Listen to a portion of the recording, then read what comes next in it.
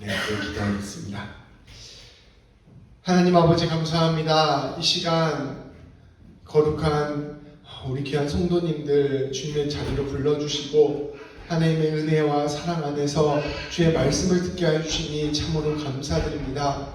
아버지 하나님, 이 시간 말씀이 선포될 때 우리 성령님께서 우리와 함께 하여 주시고 우리의 심령을 붙들어 주시고 우리의 모든 마음이 주님을 향하게 하여 주셔서 이 말씀을 통하여 우리 한 사람 한 사람에게 하시는 주님의 뜻이 들리는 귀한 시간 되게 하여 주옵소서. 이 말씀이 귀로만 들리는 것이 아니라 우리의 마음까지도 새기게 하여 주시고 우리의 삶이 주님이 원하시는 삶으로 변화되는 귀한 역사를 또한 함께 이루어 주옵소서. 말씀 전하는 저에게 함께 하여 주셔서 사람의 생각 전하지 아니하게 하시고 오직 하나님의 뜻만을 전하게 하여 주시며 말씀 듣는 우리 모두에게 함께 하여 주셔서 이 말씀 가운데 하나님의 충만한 뜻만이 우리 가운데 드러나는 귀한 은혜를 허락하여 주옵소서. 예수님의 이름으로 기도합니다. 아멘. 오늘 말씀 제목은 아내와 남편을 향한 권면입니다. 오늘 말씀은 베드로 사도가 전하는 남편과 아내와의 관계에 관한 말씀입니다. 우리가 이 베드로전서 말씀을 나누기 전에 이전에 에베소서도 한번 나누었고 또 골로새서도 함께 나누었었는데 그 말씀 중에서도 이와 같이 이 남편과 아내와의 관계에 관한 말씀을 나누었던 적이 있습니다. 우리가 잠깐 생각해보면 에베소서는 교회를 든든히 세우기 위해서 바울이 보낸 편지였고 이 골로새에서는 거짓된 가르침으로부터 교회를 보호하기 위해서 바울이 보낸 편지였습니다.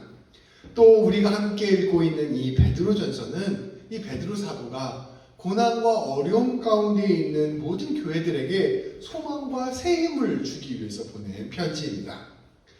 이 세 편지가 모두 교회를 세우고 성도를 세우는 편지였던 것입니다. 그런데 이 편지에서 모두 공통적으로 아내와 남편과의 관계를 다루었다는 것은 이 남편과 아내와의 관계가 교회를 세우고 성도들을 세우는데 매우 중요한 것이구나라는 시사점을 우리에게 제공해 줍니다. 사도들이 참으로 가정을 귀하게 여기고 있었고 이 가정을 통하여 성도들을 세워가는 것, 이것이 참으로 꼭 필요한 일이다라고 생각하고 있었다는 것입니다. 이런 생각은 우리의 전통 문화 속에서도 있습니다. 우리 가와만사성이라는 말 들어보셨잖아요. 가정이 평화로울 때 모든 일을 이룰 수 있다라는 뜻입니다. 조금 우리가 좀 더 긴 거는 수신제 가지고 평천하 이런 말도 있는데 나를 가꾸고 가정을 다스려야 이 나라도 다스릴 수 있고 천하도 평정할 수 있다. 뭐 이런 단어죠. 이런 단어들도 전부 다 이 가정이 든든히 설 때 이 나머지 일들도 든든히 설 수 있다는 것을 우리에게 가르쳐 줍니다. 사도들은 교회가 든든히 세워지고 또 각각의 성도가 믿음을 굳건히 지키고 또 신앙의 여정을 잘 해가는 데 있어서 또 주님의 일들을 잘 감당하는 데 있어서 남편과 아내와의 관계가 또 특별히 부모와 자식 간의 관계가 좋은 관계에 있는 것이 꼭 필요하다는 것을 말씀으로 통해서 전하고 있는 것입니다. 특별히 이 가정은 작은 교회입니다. 이 작은 교회 안에서 먼저 예수 그리스도의 성품이 드러나고 이 안에서 먼저 사랑하고 섬길 때 우리 모든 성도님들이 든든히 세워줄 수 있다는 것을 강조하고 있습니다. 우리가 가정 안에서 주님의 은혜를 누린다면 우리의 모든 삶은 주님의 은혜로 충만한 삶이 될 것입니다. 그렇다면 우리가 가정 안에서 주님의 은혜를 누리고 이 가정이 온전한 교회가 되기 위해서 어떻게 해야 할지 말씀을 통해 함께 주님의 뜻을 먼저 바라보도록 하겠습니다. 먼저 1절부터 6절까지 말씀을 함께 보겠습니다. 오늘 말씀 전체 7절인데요. 그 중에 6절이 아내를 향한 권면이에요. 우리 사람 숫자에 맞춰서 이렇게 양을 조절하셨나. 아무튼 우리 1절부터 6절까지 말씀을 함께 보도록 하겠습니다. 우리 한 절씩 교독해서 볼게요. 아내들아 이와 같이 자기 남편에게 순종하라. 이는 혹 말씀을 순종하지 않는 자라도 말로 말미암지 않고 그 아내의 행실로 말미암아 구원을 받게 하려 함이니 너희의 단장은 머리를 꾸미고 금을 차고 아름다운 옷을 입는 외모로 하지 말고 오직 마음에 숨은 사람을 온유하고 온전한 심령에 섞지 아니할 것을 알아. 이는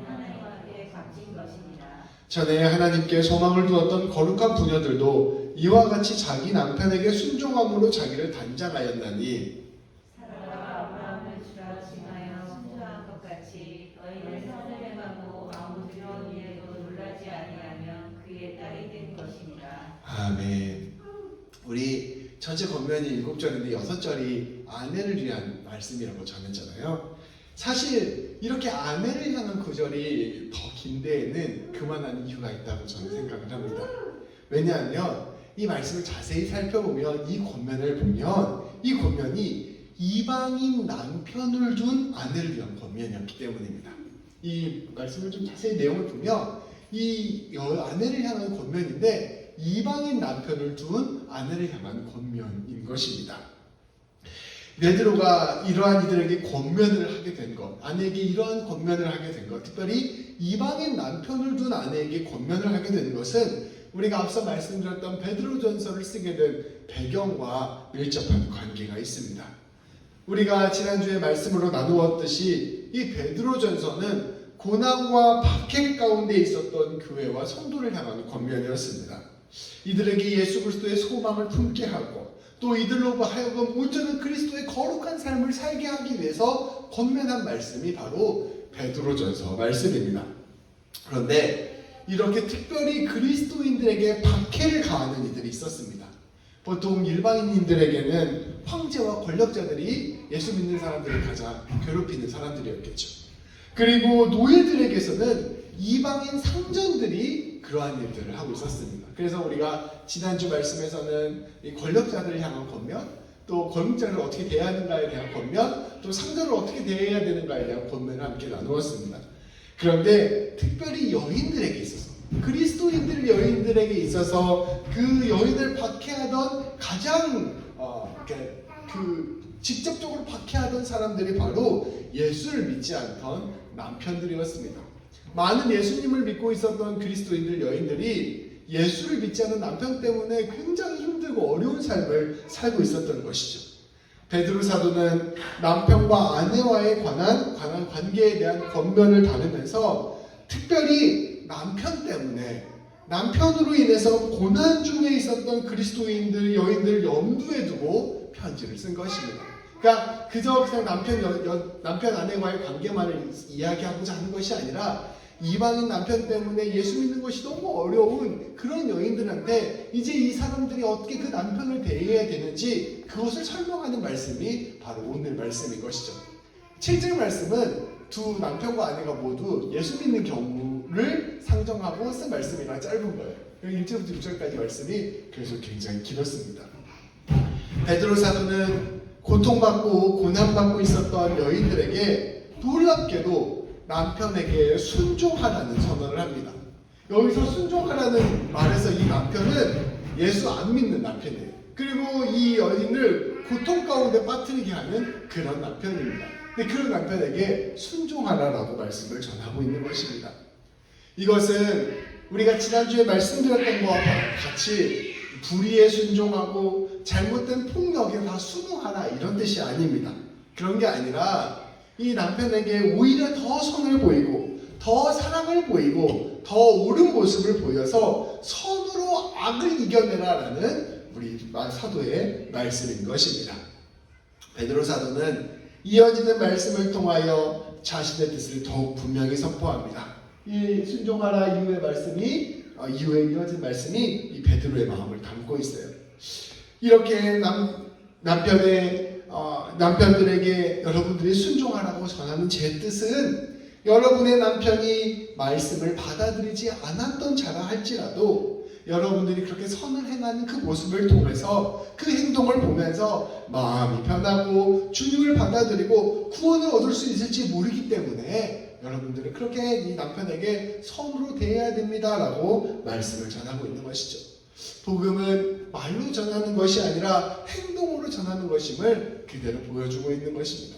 남편이 예수 안 믿고 또 예수 믿는다고 박해하고 나를 괴롭히고 이런다 할지라도 거기에만 받아 싸우고 막 이렇게 다투고 이렇게 하지 말고 오히려 그 사람에게 더 사랑을 보여주고 더 섬김을 보여주고 더 선을 보여줘서 예수 믿는 사람이 이렇게 놀라운 사람이구나라는 감동을 주고 그 사람 마음을 변화시켜서 그로 하여금 예수님 믿게 만드는 길로 인도하십시오라고 권면을 하고 있는 것입니다.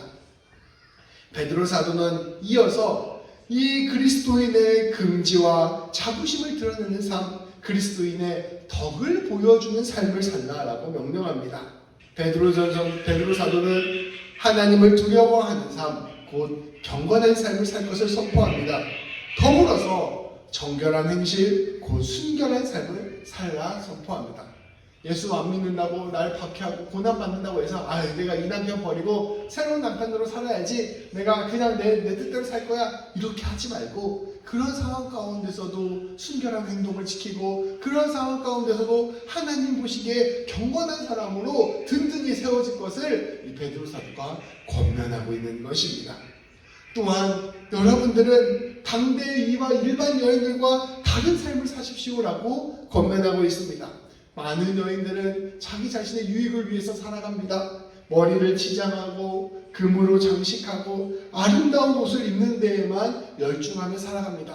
근데 여러분, 그런 것에만 열중하며 살아가지 마십시오. 여러분들만의 그 예수 믿는 사람들만의 그 위엄과 아름다움을 보여주십시오라고 권면하고 있는 것입니다. 이렇게 우리를 장식하는 것들은 다 썩어 없어질 유한한 것들에 불과하지만 우리에게 없어지지 않는 영원한 장식, 그것이 있기 때문입니다. 그것을 붙들어야 됩니다 라고 권면하고 있는 것입니다. 곧 온유하고 정숙한 마음으로 내면을 변화시키는 데 집중하라라고 선포하고 있습니다. 이것이 바로 하나님께서 가장 귀하게 여기시는 것입니다.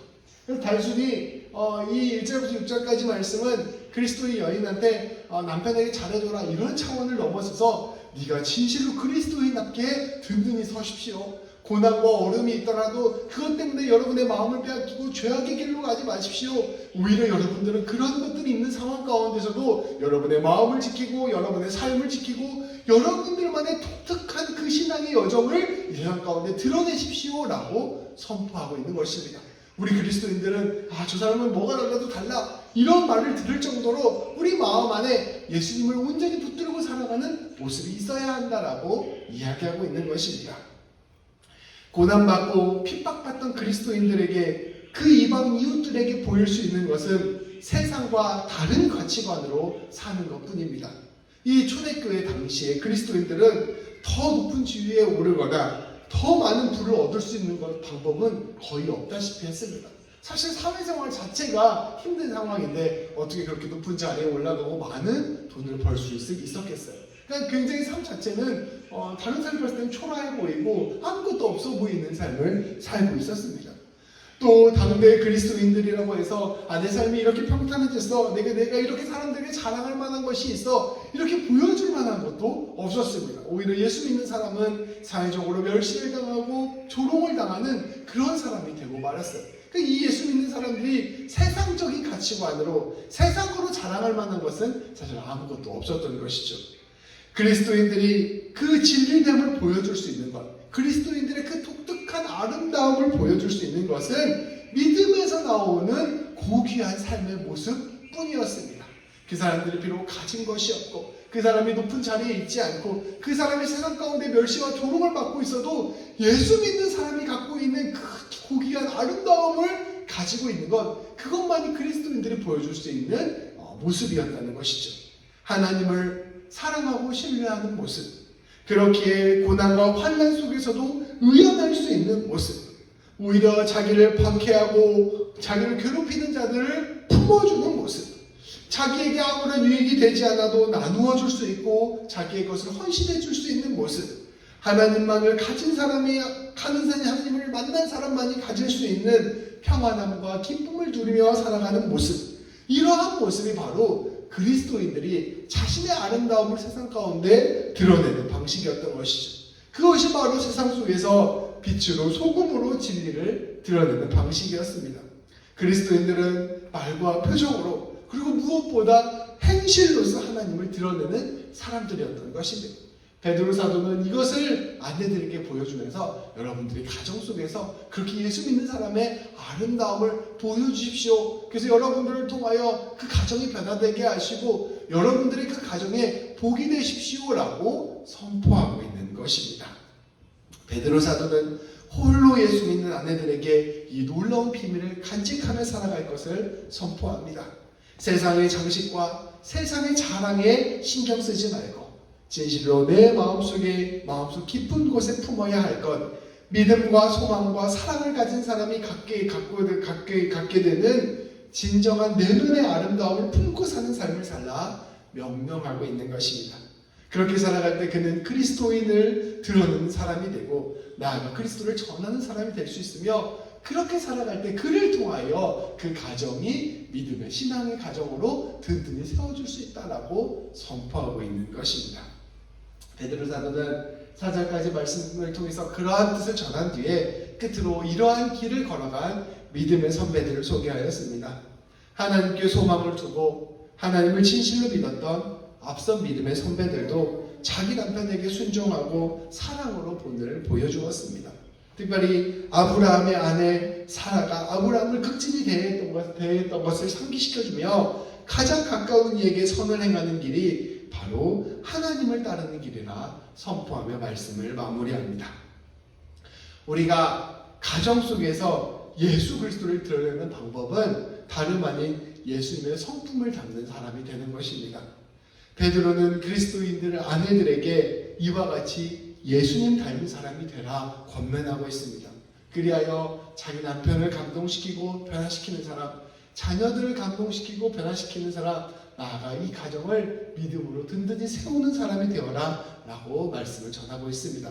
그것은 바로 다름 아닌 성품으로 이루어지는 것입니다. 이것은 오늘 우리에게도 그대로 적용됩니다. 우리는 우리의 남편에게 또 우리는 우리의 아내에게 주님처럼 사랑하고 주님처럼 섬기고 주님처럼 순종하고 주님처럼 베푸는 사람이 되어야 할 것입니다. 이것이 남편이 잘해줘야 내가 잘해주죠 이런 기브앤테이크가 아니라 예수 그리스도의 은혜를 알기 때문에 그 예수님의 은혜에 사로잡혀서 내 아내에게 거저 그렇게 은혜를 베풀어주는 것입니다.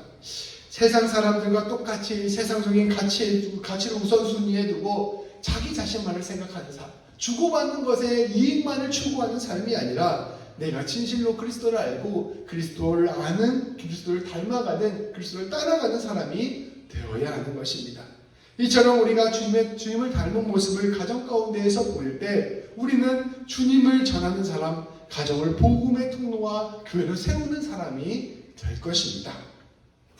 우리는 이제 계속해서 마지막 7절을 함께 봉독하도록 하겠습니다. 같이 읽겠습니다.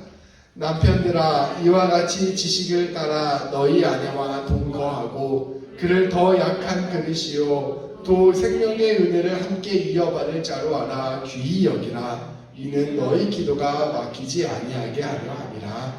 아멘. 베드로 사도는 이어서 남편들에게 권고하였습니다. 보통 그렇잖아요. 예전 시대도 마찬가지인데 아내가 딱 교회를 다닌다고 해서 그 남편이 바로 따라오지 않는 경우가 많았던 것 같아요. 그러니까 남편은 그리스도인이 아닌데 아는 그리스도인이 되어서 좀 어려운 상황들이 많았던 것 같아요. 근데 보통 남편이 그리스도인이면 남편이 당시에 가장의 권한이 세서 이 모든 집안이 다 그리스도인으로 개종이 되는 경우가 많았던 거죠. 그래서 남편들은 대부분 아내가 예수 믿는 사람이었어요. 그러니까 남편들은 예수 믿는 아내를 둔 상황을 상정하고 남편들에게 권면을 하고 있는 것입니다. 이 권고는 그리스도인들 아내를 둔 그리스도인들 남편들에게 하는 권고입니다. 그리스도인 남편에 있어서 예수 믿는 남편에 있어서 그리스도인의 아내, 예수 믿는 아내는 또 거꾸로 예수 믿는 아내에게 있어서 예수 믿는 남편은 믿음의 동역자입니다. 우리 각자 다 지금 배우자들 예수님 믿고 있잖아요. 또 우리의 남편들, 우리의 아내는 전부 다 믿음의 동역자라는 것입니다. 오늘 말씀에 따르면 생명의 은혜를 함께 받을 함께 상속받을 사람인 것입니다. 하나님께서 우리에게 은혜를 주실 때 이 은혜를 함께 받기로 결정하고 함께 그 은혜의 길로 걸어가는 내 가장 가까운 동역자가 바로 우리의 배우자라는 것입니다. 우리가 서로를 사랑하고 섬기고 아끼는 일이 그저 인간적으로 좋은 가정을 머무는 데에서 그 의미가 그치는 것이 아니라 그것을 넘어서서 함께 은혜를 경험하는 통로가 된다는 것입니다. 우리가 서로 사랑하고 아름다운 가정을 이루며 그것을 통해서 하나님께서 하나님의 은혜를 우리에게 부어주신다는 것입니다. 단순히 우리 둘만의 문제가 아니라 하나님과 우리 사이의 문제이기도 하다는 것이죠. 말씀은 놀라운 선포를 합니다. 서로가 서로를 귀히 여기지 않을 때, 서로가 서로를 사랑하지 않을 때 너희의 기도가 막히게 된다는 것을 가르쳐 줍니다. 서로 간에 좋지 않은 관계가 영적인 관계에도 나쁜 영향을 미치게 된다는 것입니다. 우리가 우리의 배우자와 관계가 틀어지고 서로를 귀하게 여기지 않고 미움과 다툼이 있을 때 우리는 그 안에서 하나님과의 관계도 어려움을 겪게 된다라고 이야기하는 것이죠. 심지어 기도가 막힐 수 있다. 그러니 너희는 이 남편과 아내와 좋은 관계를 맺어야 된다라고 선포합니다. 이 말씀을 가지고 우리는 서로를 정죄의 도구로 삼아서는 안 됩니다. 아유, 너 같은 남편을 만나서, 너 같은 아내를 만나서 내가 하나님과의 관계도 깨졌어, 이렇게 생각하면 안 된다는 거죠. 그것이 아니라 오히려 이 말씀을 나에게 적용해서 나에게 하시는 하나님의 말씀으로 생각해서 내가 내 배우자를 예수님처럼 생각할 때, 예수님처럼 사랑할 때, 예수님처럼 섬길 때 내 영적인 상태가 더욱 건강해지고 하나님과의 관계도 온전히 선우구나라고 생각해야 하는 것이죠. 내가 하나님과의 은혜의 관계가 충만하게 이루어졌을 때, 내가 주님과 가까울 때 자연스럽게 내 배우자와의 관계도 좋아지게 되는 우리는 때때로 느낍니다. 근데 거꾸로 내 배우자와 좋은 사랑의 관계를 맺게 될 때 그것을 통해서 하나님과 우리의 관계도 좋아질 수 있다는 것을 우리 말씀을 통해서 우리에게 가르쳐주고 있는 것이죠. 그러니 내가 이 남편을 섬기고 사랑하고 아끼는 것은 당연히 남편을 위한 것이기도 하지만 동시에 나의 영혼을 위한 것이라는 사실을 우리는 함께 기억해야 된다라고 말씀을 전하고 있는 것입니다. 특별히 7절 말씀에서 남편은 아내를 주님이 주신 지혜에 따라 귀히 여기고 연약한 그릇으로 생각하여 잘 섬기라라고 선포하고 있습니다. 여기서 연약한 그릇은 육체적으로 더 약하다는 걸 뜻한대요. 그러니까 뭐 마음이나 뭐 영혼이나 이런 걸 이야기하는 게 아니라 몸이 더 힘이 약하고 적으니 잘 도와주라는 뜻입니다. 그래서 건강한 힘과 능력을 가지고 조금 더 섬기고 애쓰는 남편이 되라라고 말씀을 전하고 있는 것입니다. 오늘 말씀을 정리하겠습니다. 그리스도인의 모든 삶은 그리스도께 영광을 돌리는 삶이 되어야 합니다. 우리의 창조의 원리, 창조의 창조를 위한 제일 첫 번째 이유, 그 하나님 우리를 창조하신 가장 첫 번째 뭐라고 하죠? 갑자기 많이 생각이 안 나네요. 가장 하나님 창조하신 그 목적, 하나님 우리를 창조하신 목적은 우리가 하나님을 찬양하고 하나님을 영화롭게 하고 하나님께 영광 돌리는 것, 그것이 하나님 우리를 창조하신 목적이라고 우리 믿음의 선배들은 고백하고 있습니다. 우리의 모든 삶은 그처럼 우리의 모든 삶의 영역들을 통해서 그리스도께 영광을 돌리는 삶을 살아야 합니다.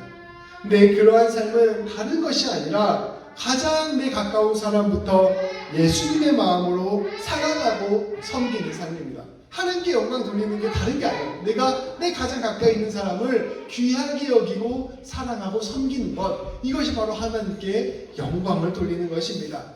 우리가 예수님을 믿는 사람으로서 날마다 주님 닮아가는 모습으로 아내와 남편을 사랑할 때 우리 주님은 그 가운데서 일하실 것입니다. 그리고 우리가 그렇게 주님 닮은 모습으로 사랑하고 섬기게 될 때 우리는 날마다 주님과 더욱 가까워지게 될 것입니다. 이러한 사람을 통해서 주님은 일하시고 이러한 사람을 통해서 주님은 영광을 받으실 것입니다. 우리 귀한 성도님들께서 가장 먼저 가정에서 예수님 닮아가는 삶, 그리고 예수님을 드러내는 삶, 예수님과 가까워지는 삶을 살기를 주님의 이름으로 축복합니다. 네, 우리 기도하겠습니다. 너무 귀여워. 네, 기도하겠습니다. 네. 하나님 감사합니다. 우리 귀한 집사님들과 함께 금요 기도에 주님의 말씀을 듣게 하여 주시니 참으로 감사드립니다. 아버지 하나님, 오늘 말씀을 통하여 우리에게 각 가정을 주신 하나님의 뜻을 깨닫게 하여 주시니 참으로 감사드립니다. 우리가 각 가정에서 먼저 예수님의 은혜를 아는 자로서, 먼저 주님의 사랑 안에 거하는 자로서 내 가장 가까운 이들부터 사랑하고 섬기고 품어주는 자들 될 수 있도록 인도하여 주옵소서. 우리가 말로 예수님을 믿는 것이 아니라 행함으로 예수님 믿게 하여 주시고, 행함으로 주님의 사랑 드러나게 하여 주셔서 그것을 통하여 우리가 함께하는 모든 가족 구성원 한 사람 한 사람이 주님을 더욱 바라보게 되고 더욱더 주님과 가까워지게 되는 귀한 은혜를 경험하게 하여 주옵소서.